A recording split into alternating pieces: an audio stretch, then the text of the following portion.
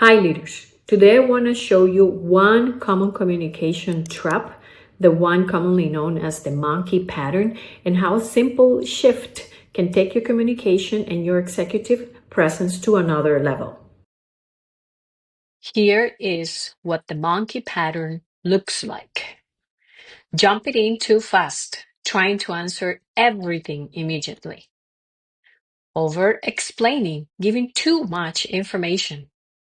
Reacting without thinking. Filling every silence instead of pausing. Leaders stuck in this pattern often seem scattered, reactive, or unsure, even when they know their stuff. So what is the cost? Your executive presence suffers. Your ideas may be ignored, and you may also be perceived as a less confident and or a less strategic leader. So here's the shift that works, and it's 3 simple steps. Number 1, pause and breathe. Number 2, select one simple idea that you want to take to the finish line. And number 3, deliver it with confidence and with intention.